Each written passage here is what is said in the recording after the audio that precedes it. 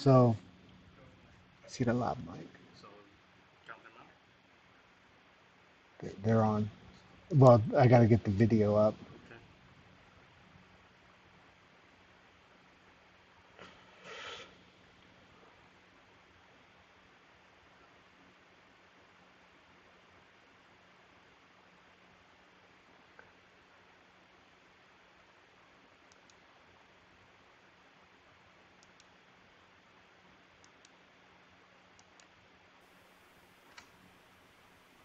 Live.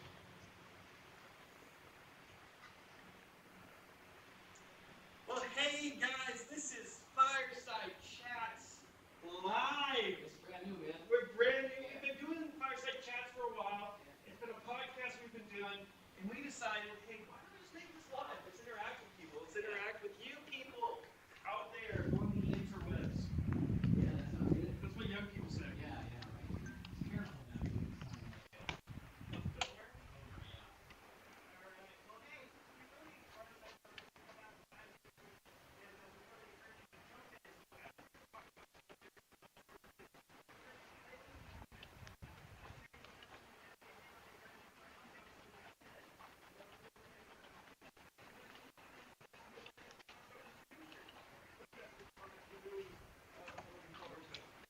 So, just to dive right in and to just be honest, we're just diving into a really, really heavy subject to start.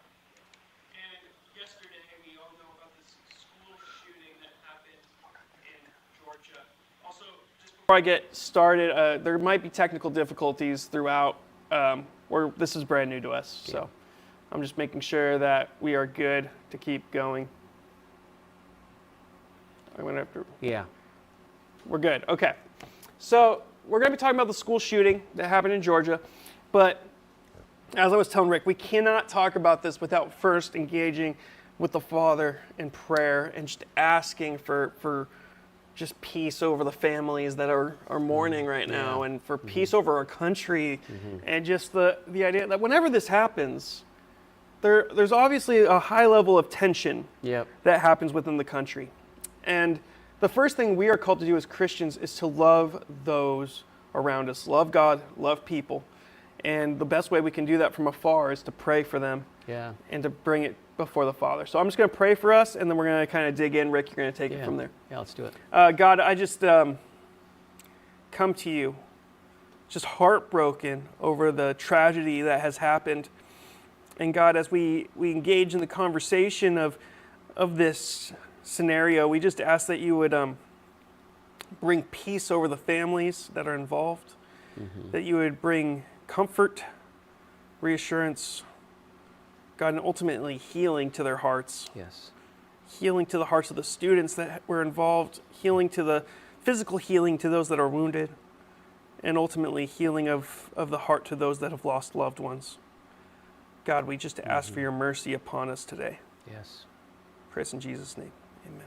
Amen. Well, so when by the time you see this, if you're not seeing it right now live and you see it a little bit later, you may have access to facts and new bits of information about the situation that we don't have right now because it's super fresh. But the shooter was a guy named Gray, last name Gray, 14 years old. So, right, as far as we know, the youngest mass shooter since 1998.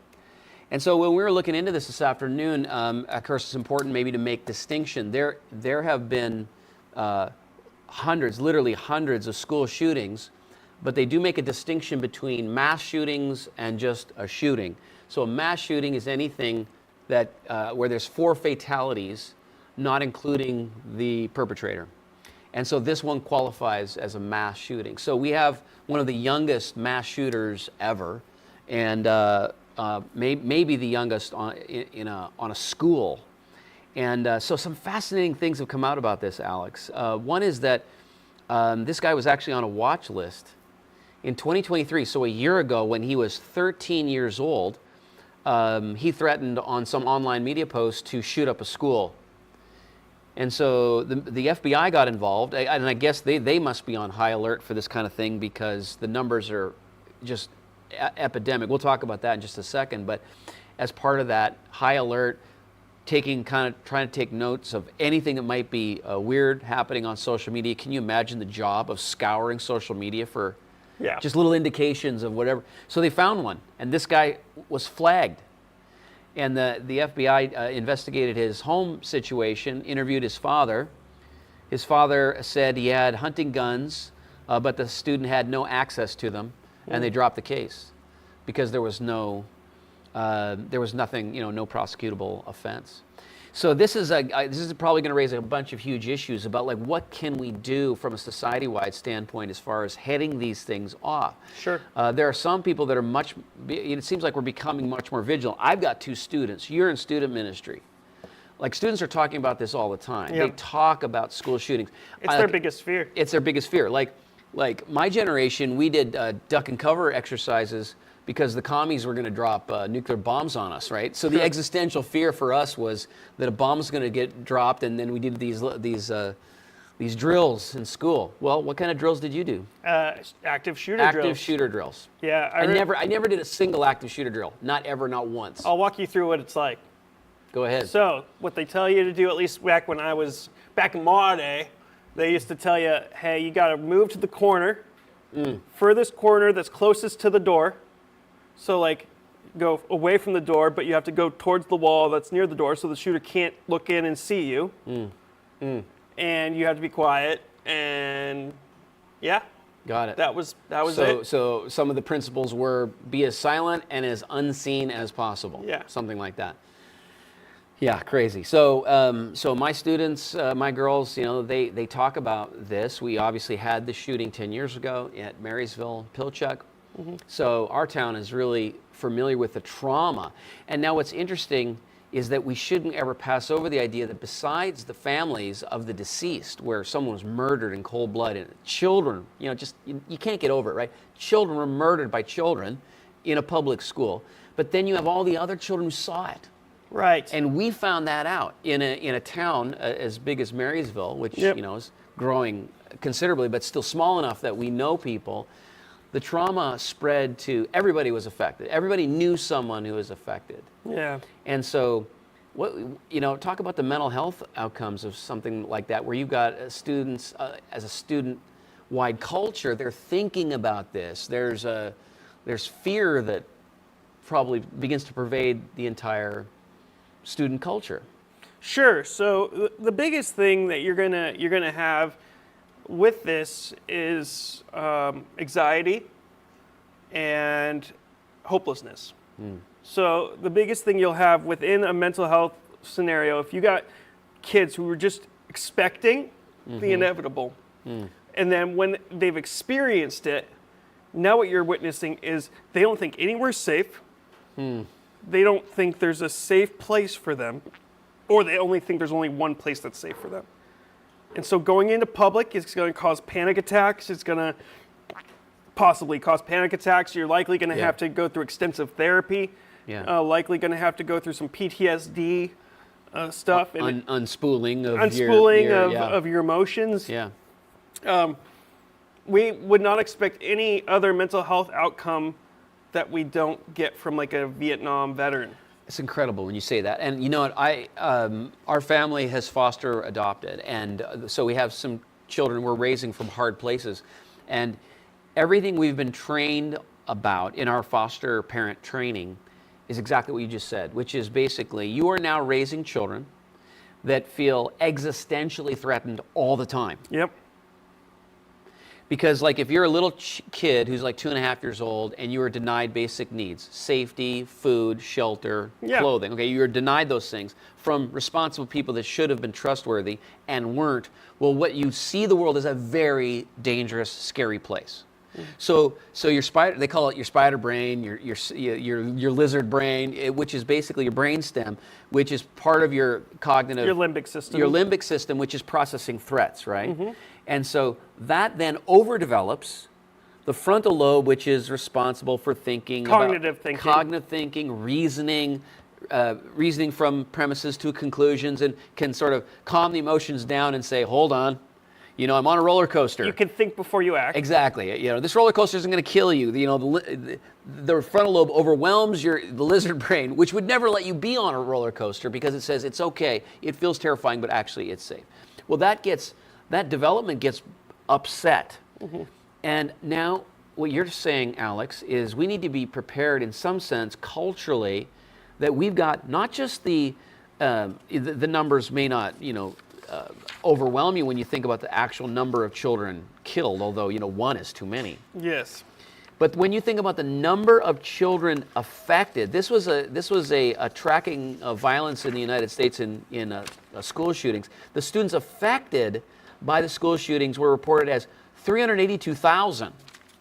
So the number killed, of course, is, significantly less, right? Less than probably 100 a year. But 382,000 students have experienced gun violence at public schools since the Columbine High massacre in 1999.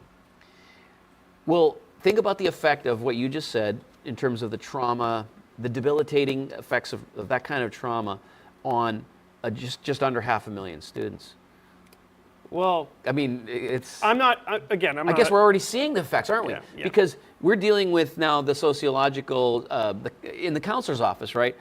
What we said, suicidality, depression, anxiety. Well, yeah, I was about to say, I'm not a psychiatrist. But right. What I would say from my understanding of working within the mental health field is we're already seeing it, and a lot of it's being pinned on social media, and social media is not helpful. But imagine this. Just take a minute. Let's put ourselves in the mind of a 14-year-old freshman at high school. You show up for your first week of school. You're already got all sorts of things going through your mind. Yeah, Am I good enough? Where's my first class? Am I wearing the right clothes? Am I wearing the right clothes? Is the right designer label on my clothes? Is my friend going to be there? Yep. And now you're adding to the mix, am I going to live? Am I safe here? Am I physically safe here? Am I physically safe here? And I don't know about you, but I've heard stories of kids who are physically crying to their parents that they don't want to go to school because of this. Yes. Because of this very issue. And so without a doubt, it's an issue. And without a doubt, it's awful. And without a doubt, we should have some sort of solution. We say, what do we do about this? Because this is not a little thing. This isn't a take it on the chin and No. we should take action. Whether it's purely individual or we as Christians find like-minded people culturally that can say this is an epidemic that requires us to rethink the way we're addressing it. Because just to spend the first part of this, Alex, just sort of netting out the problem. Since 1999, the number of school shootings was flatlined. It was concerning to many people, but it was flatlining at just right around the double digits figure. So in other words, every year there was between 9 and 13 School shootings. 9, Which is 9, 11, 10, 13, 7, and it went like that. And define a school shooting. Okay, so a school shooting is anytime there's a weapon discharge at a school. Now, a mass shooting is when 4 or more people are killed. That's a mass shooting. If I'm at school in the countryside and my friend decides to bring his dad's hunting rifle to school and is just really not smart and fires it off. Yeah, some of the schools, yes. In fact, some school shootings are noted as, like, for example, a kid had a firearm in his backpack, threw it, it accidentally discharged. That's called a school shooting. So some things are in there obviously less dangerous than others, but every time a weapon is discharged, it's dangerous. Yeah. In a public school, it's not a good thing. So those would be marked as between 9 and 13. That would be the number per year. Then in 2018, we saw this incredible jump. And sociologists aren't exactly sure why. I was about to ask. It went to 26, then it went to 36, so that's 2018, 2019. Then 2020, what happened to that number? 2020, coronavirus, no it was school. Zero, It cratered. It went down, and everyone, if they were optimistic, they shouldn't have been, because they were just thinking, you know what? Guess what, Alex? You know why there's no school shootings this year? 'Cause there's no there's school. no school. Yeah, I don't know why I didn't So it comprehend went that. down to 9, back down to 9. There's no school, and we still had 9 school shootings in the year 2020. Then get this, Alex. 2021, 46. What? 46. And then in 2023, the last year we have statistics. So wait, 2021, 2022, the last year we have good statistics, 49. And I might be off some, but in the 40s. Those 2 years both in the 40s. So we jumped to 26, 36. We cratered in 2020, and then we went right back up and much higher, 42, 46 or something like that. So we have to ask ourselves the question, one, what is the Christian response to Yeah. this? And two, why? Yes. Yes. Why is it happening, and why is it happening in such Yeah. young people? Yeah, yeah. So, so I think that there are really short-term solutions. People are immediately, and then long-term, and then there's like the deep dive solution that goes for root causes, and then there's the leaves surface solutions. level, yeah. The surface level. There's immediate stuff that we can just mitigate. Hopefully mitigate the problem. And I think, and let's just be very honest about this, I think depending on your political persuasion, you're going to go one or the other. And I think that we shouldn't necessarily deem one side of those solutions to be all stupid and dumb and wrong-headed, and the other perfectly, the only rational people would think. Okay, so for example, the immediate reaction for some is fix the immediate threat. So that would be get rid of guns, increase security at the buildings. If we can gun reform, reasonable, what's usually phrased as reasonable or sensible gun legislation. That is often termed by people who, have firearms as like, you want to take the guns of law-abiding citizens, and that seems like a really bad idea. And I would agree that's a bad idea.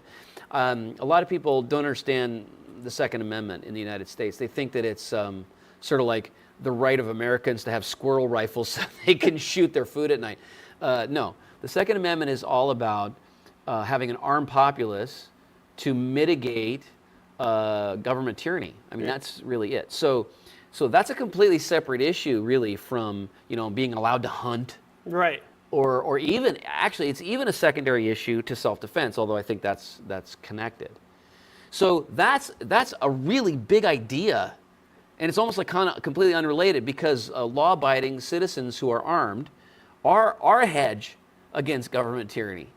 Like if you say, I want to impose really, really Nazi-like controls on this population, you're going to be a lot less likely to do that if it's an armed population, right? So, but that's a completely different thing from 14-year-olds shooting people in schools, right? So, but nevertheless connected. So I don't think anybody thinks that a 14-year-old should have access to this firearm. And it's his access, I think, where probably there could be probably some kind of meeting of the minds. Like, what is exactly sensible gun legislation? As soon as you start saying, well, the Second Amendment needs to be tossed out, then them's fighting words. You just got a civil war on your hands. But if it's something less than that, like background checks, I don't have any sensible gun owner that I know of that thinks that's a bad idea. Right. Do we want insane people to own guns? I think that so background checks or people who have committed felonies, safety requirements. Like that's another thing. Like maybe you have to go to a class. If you have your 9mm just sitting on the kitchen table with your 5-year-old running around, that's probably really bad practice. And if your 5-year-old happens to pick it up and shoot somebody, there's got to be some liability. Yeah. So none of that stuff seems like that's controversial, and a lot of that maybe is already laws on the books, which is also another thing, right? Like when a 14-year-old breaks 5 laws to shoot up a school, and then the first response is what we need is more gun legislation, then immediately the question is, well, what new law would have stopped this when the 5 laws we already have didn't? Sure. Right? Yeah, that's when then we start talking about the root stuff, like how can we begin to address underlying causes? Sure, and I would say that I have friends on both political spectrums, and both of my friends would look at this shooting and say, this is awful. Yeah. Like, I don't have any friend that says we need to get rid of guns, that's like, yeah, this is our opportunity.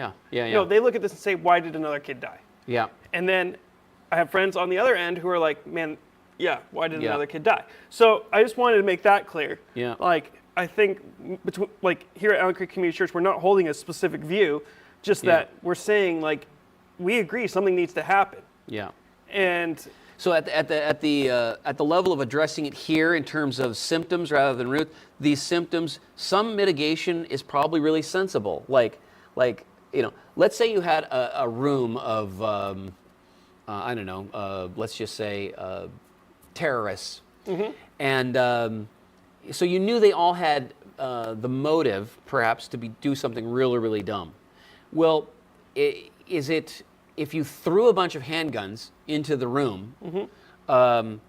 They might all pick it up and start shooting randomly and killing people, and you would say they're responsible. But access to there's a point at which access to weaponry for people who aren't qualified or aren't law-abiding or aren't mature enough, like 14-year-old children, there is liability that's on the person who allows that access. Yeah. So, for example, this father said, my kids don't have access.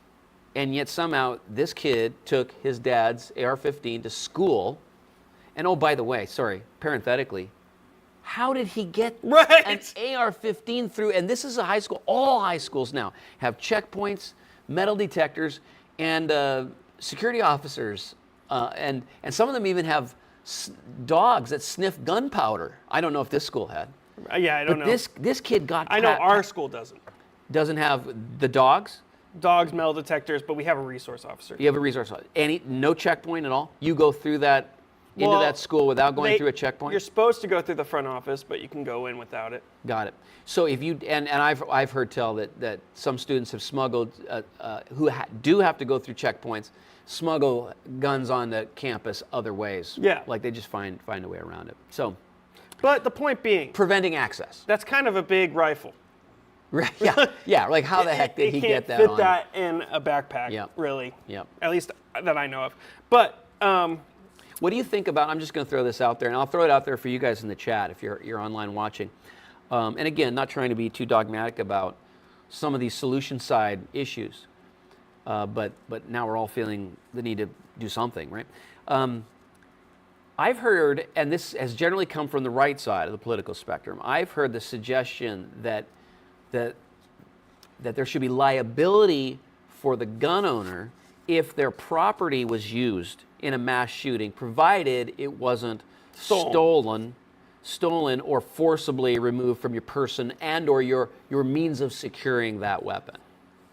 Yeah, what do you think? And I'm asking you guys too. Yeah, what do you think? Let's wait for the comments as well. I would agree. Like, I own guns, and I would say that that's totally reasonable. Like, if someone breaks in and steals my weapon, I'm reporting that to the police immediately. Like, right. Like immediately, because I don't want to be put on some murder or something. Yeah. You don't want to be liable. I don't want to be liable. Yeah. And so, interesting enough, I was doing some research on this, Rick, and this actually happened in Michigan, where the parents were arrested. Yes, and that was very recent. Yep. And so, like, I totally think there is a liability on the gun owner to make sure your weapons are secured. Yeah.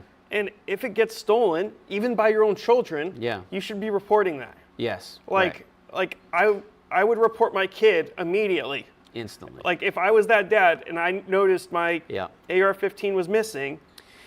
Speaking of that, okay, so now let's turn the corner just a little bit. Unless we get a thought on that, we can return back to that particular question. But on the issue of reporting, there's been just generally, I think, a greater degree of responsibility on the part of parents and caregivers to feel like I am responsible if my student starts to talk like I want to shoot up the school, and starts to like say really disturbing things, that they're responsible. And we've had students be turned in more than ever before by grandmas, grandpas, aunts, uncles who have noticed disturbing commentary and probably headed off some trouble in public schools. So there's that. So there's that liability as well.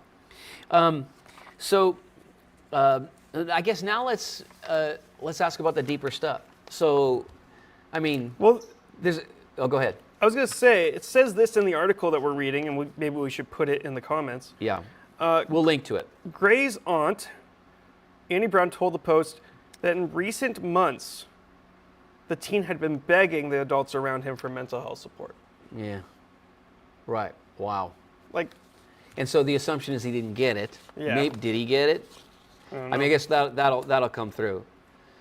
And but yeah, nevertheless, a cry. It seems like if there was a cry for help that was denied by a kid who knows I got dark thoughts. Yeah. And the kid was denied. That's just now.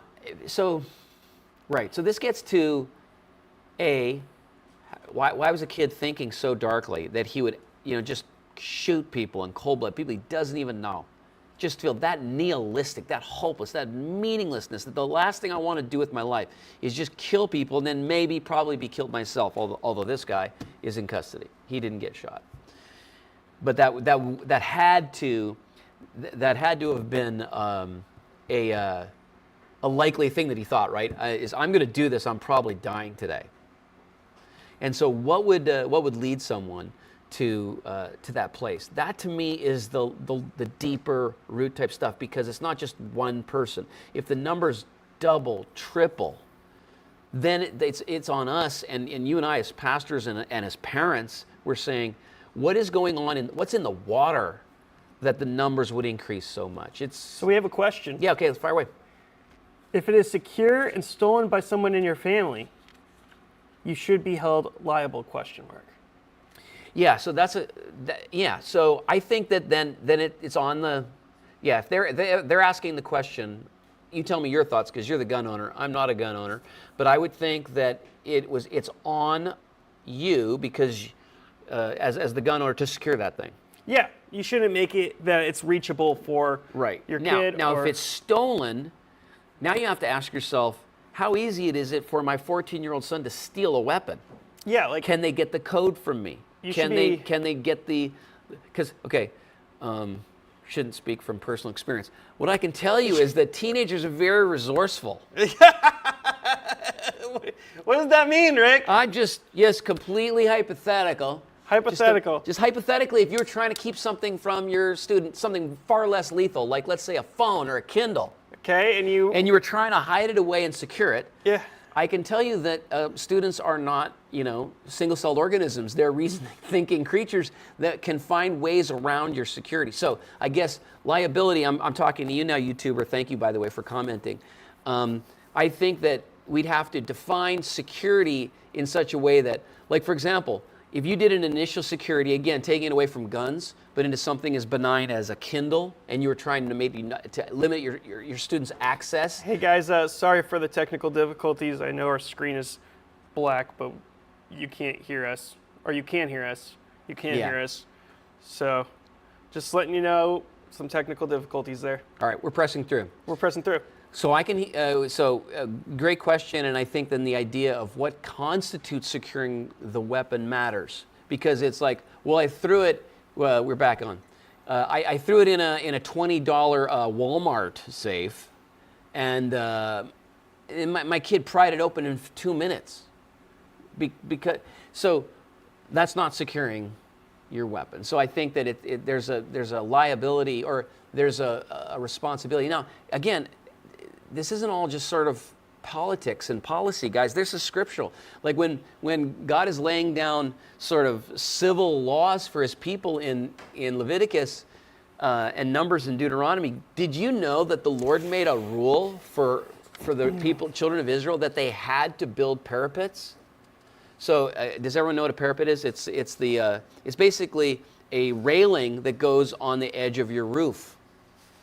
And the Lord required it of all home builders to build a parapet around the edge of the roof. Of course, in the Middle East, all the roofs back then were flat. They weren't peaked roofs. They were flat roofs.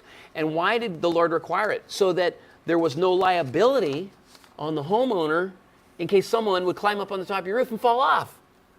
So it wasn't just, a sort of, let's admit that there's, some people might have the tendency to elevate personal responsibility so high to say, hey, listen, if I climb up on your roof and I fall off, that's on me. I was an idiot.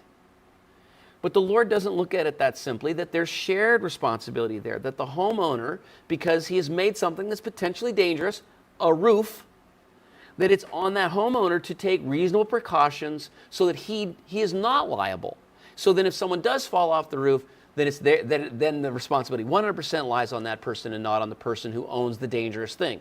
Does that have, I think that has some transferable principle to a gun owner, right? So it's like the Lord says, Lee, you own a gun. That could be potentially dangerous. Build a parapet. Build a parapet around that thing. It's on you to do that. And so that you're not liable if it's used, your potentially dangerous thing is used for a wicked act. So then it's up to people much smarter than me and people who traffic in public policy, which I don't. I traffic in theology.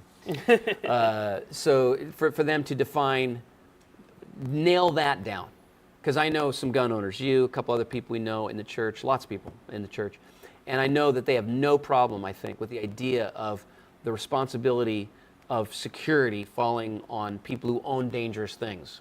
That would include firearms. But that if someone has, against their will and against their best planning, has their security, someone did an end around on it, like they're even their own children, that the liability shouldn't be on them anymore. And I guess that's as simple as way as I could put it. If you've taken reasonable precautions, you shouldn't share the liability, even if it's your own children. But now it's reasonable, right? The $2 Walmart safe is probably not a reasonable precaution for something as potentially life-changing, life-stealing as a firearm. Yeah. But then I think that would probably hold true for your knives, right? And we did that when we had small children in our home. We put our knives in a different place. Yeah. So with this, and I think we're going to get ready to kind of wrap it up here. Okay. But I would just ask you, Rick. So what is the Christian's response to this tragedy? Yeah. What is the Christian's response to their neighbor who's suffering with this tragedy? Or well, I would say two things. One with their neighbor, obviously, love everybody always. What does your neighbor need? And I don't know who on this side of the country is suffering intimately with this, but it might be bringing up trauma from the Marysville school shooting, and so therefore understanding, care, prayer. But I think a more fundamental way is to look at this as a parent and say, okay, I can vote a certain way, or I can advocate for things like what we might call sensible precautions, but I think, and we're all thinking the more fundamental problem is we have an epidemic of childhood mental illness and nihilism and hopelessness and disconnection. Those are massive problems. They're not solved in a day. We didn't get here in a day. It took us 40 years of sort of a cultural slide. And I think then parents say, I'm fighting the epidemic of school shootings when we have supper together tonight. Yeah. When we gather around that dinner table and we say, hi, low, happy, crappy, which is what happens in my house, at least 3 times a week. We all sit down, we eat a meal together, and we look into each other's lives and say, how's it going? Apparently, I don't know if you knew this, Alex, but that's utterly rare. It is. That's utterly rare. Extremely rare. Just 3 times a week to share a meal together as a family. But to do so is a hedge against school shooting. How so? Well, it's connectedness that most students aren't getting. And when you think that one of the root causes is disconnectedness, isolation, depression, anxiety, well, reconnecting, reattaching to your parental units is massive. So that's one thing. I maybe a couple other things. What about you? What would be top of mind? What's a way that a Christian parent says, I can fight this thing in my own family? And even if you're not a Christian parent, you know kids, you're an uncle, you're in a church, that has a youth group, you're around kids. One of the things I say to my leaders all the time is relational equity is always going to be more pivotal to a student than anything else. And connection is huge. I mean, the disconnect it takes for someone to dehumanize someone to a point where killing them is, Right. it takes there's two things. It takes immense hatred, which this kid was brand new to the school, so I don't know how that could have happened. Right. Or it took an immense disconnect from society. Yeah. And when you look at a kid and you say, you matter, I want to know about you, I want to know what you like, what you don't like, what are you into, what are your fears? You know, when that happens, a kid is way less likely to step into that So world. our engagement at church as volunteers in Creek Kids, as volunteers in our youth ministry, is a hedge It's wild. against a school shooting. So we've got a couple things now. I would add another two things. Monitoring social media. Bark. So there's tools. So describe BARC. So tools to monitor your child's access to social media, because there's correlations, right? And we know the correlation is not causation, but some correlations that are mirroring this thing in school shootings are social media usage. Notice the really huge spike after COVID. So lockdown policies that made us isolated even more, and we said, here's how to be safe, is to pull ourselves away from each other. And your neighbor is dangerous to you. The subtle teaching cues there were just awful to me.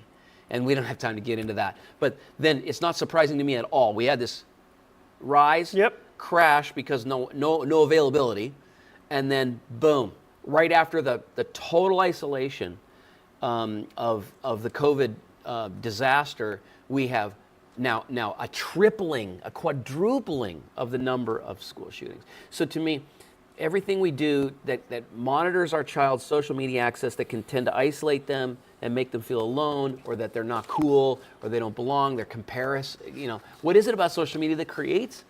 Because to me, Alex, it's, you're on one hand super connected to all your friends all the time. And yet on the other hand, it's like, I feel all alone, I'm totally isolated, and no one loves me, and I'm super... It's not genuine connection. It's not genuine. So monitoring social media usage is another thing. You'd probably affirm that, looking at how students are with their devices? Yeah, 100%.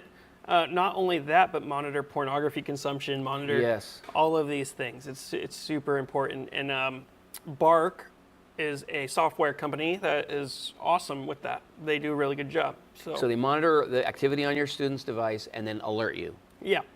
If you're a parent. And sometimes to a point where it annoys a parent. Yes. But speaking as a Bark user, I can affirm that it's very good that way.